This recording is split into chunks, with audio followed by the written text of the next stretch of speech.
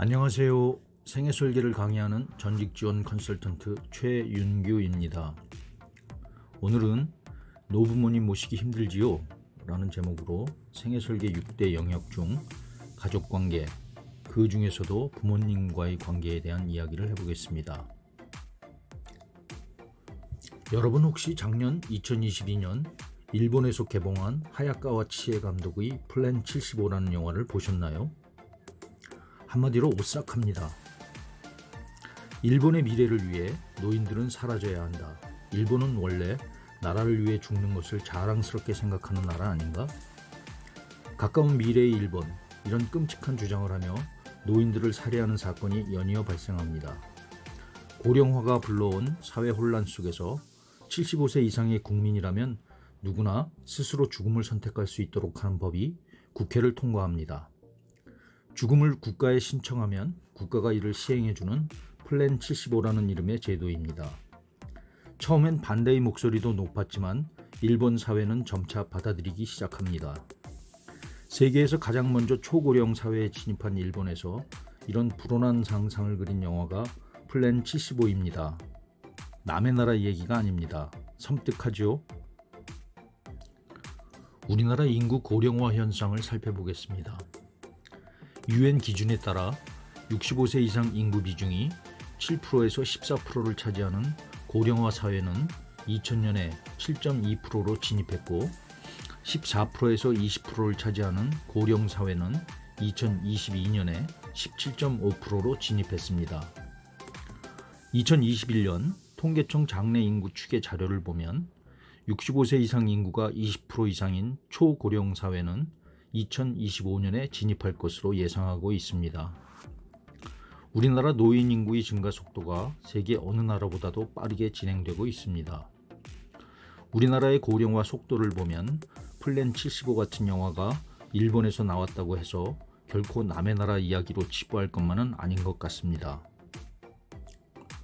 통계청 자료를 보면 2020년 기준 우리나라 평균 기대 수명은 83.5세, 건강 수명은 66.3세로 나타났습니다. 기대 수명과 건강 수명의 차이인 17.2년은 약이나 병원 신세를 지거나 누군가의 도움을 받으며 살아가야 한다는 얘기입니다.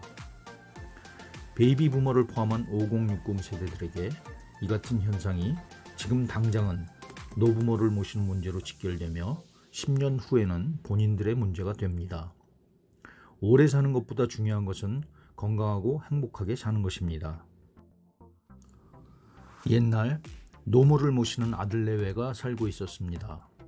모두가 가난했던 시절, 당시에는 사람이 병들거나 늙으면 산채로 땅에 묻는 풍습이 있었습니다. 어느덧 노모도 죽을 날만 기다리는 처지가 되었습니다. 더는 어쩔 수 없게 된 아들은 노모와 노모가 당분간 먹을 음식을 지게 해지고 가시덤불과 나무가 무성한 숲을 헤치며 깊은 산중으로 들어갔습니다. 노모를 지게에서 내리고 보니 노모의 손에 피가 줄줄 흐르고 있었습니다. 어머니, 손에서 왜 이렇게 피가 납니까? 아들이 묻자 어머니는 내가 돌아가는 길을 잃어버릴까봐 나뭇가지와 가시덤불을 꺾어놨다. 그 길을 따라 돌아가거라 라고 말씀하셨습니다. 집으로 돌아오는 길, 아들의 눈에는 하염없이 눈물이 흘렀습니다. 아들의 얘기를 들은 부인도 함께 울면서 노모를 학대했던 지난 일들을 후회했다는 이야기입니다. 한국학중앙연구원 자료에서 발췌한 내용으로 제주도 고려장 설화의 일부분입니다. 그런데 주목해야 할 것은 노모를 다시 모시고 왔다는 얘기는 없습니다. 베이비 부모를 포함한 5060 세대들은 나라에 충성하고 부모님께 효도하는 것을 절대 가치로 배워오고 또 실천해 왔습니다. 하지만 스스로를 낀 세대라고 부르며 부모를 봉양하는 마지막 세대이며 자식으로부터 봉양을 못 받는 첫 세대가 될 것이라고 자조하고 있습니다. 실제 자식의 봉양을 기대하는 5060 세대는 거의 없습니다. 그런데 평균 기대 수명이 늘어나는 만큼 건강 수명이 늘어나지 않는 것이 문제입니다. 정신적, 육체적으로 병약하신 부모님을 봉양하는 기간이 늘어나면서 5060 세대들은 지쳐가고 있습니다. 요즘 친구들과 술자리라도 가지면 가장 큰 이슈가 되곤 합니다. 노부모를 집에서 직접 모시던 지인들도 점차 요양병원이나 요양원으로 결국은 모시게 됩니다. 어머니, 다시는 돌아오시지 못할 텐데. 처음엔 가슴이 찢어질 듯 아팠는데 점차 시간이 지나면서 가슴 아팠던 기억은 서서히 잊혀지고 덤덤해지고 편안해지더라는 겁니다. 결국 부모님 모시는 문제는 집에서 직접 모시느냐 아니면 요양병원이나 요양원 같은 전문기관의 도움을 받느냐 하는 선택의 문제가 되었습니다. 가장 중요한 것은 각 개인의 상황과 여건에 따라 결정을 하되 어떤 결정이든 후회 없는 결정을 해야 합니다. 베이비 부모의 맏형인 1955년생이 15세가 되는 1970년에는 인구 구조가 피라미드형에서 45세가 되는 2000년에는 호리병형, 65세가 되는 2020년에는 항아리형이 되었다가 95세가 되는 2050년에는 역피라미드형으로 변화하는 모습입니다. 그때가 되면 사회적 부양을 해줄 사람들보다 받을 사람들이 많아진다는 것을 의미합니다. 실제로 베이비 부모들이 연금, 사회복지 차원에서 자녀 세대들에게 부담을 안겨주고 있는 것이 사실입니다. 젊은 세대 중에는 국민연금을 혼지 사기라고 극단적으로 표현하는 사람들도 있습니다. 이것이 자녀 세대와의 세대 간 갈등을 일으키는 원인이 되기도 합니다. MBN이 의뢰하여 여론조사 전문기관인 리얼미터에서 조사한 자료에 의하면 부모가 자식에게 재산을 증여하고 자식은 부모를 봉양하기로 하는 부모-자식 간 효도 계약이 필요한가? 라는 질문에 필요하다는 의견이 77.3%, 필요 없다는 의견이 14.7%로 나타났습니다.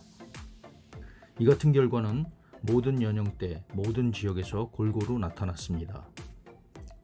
최근 대법원에서 효도계약을 어긴 자식에게 부모로부터 받은 재산을 돌려주라는 판결이 내려졌습니다.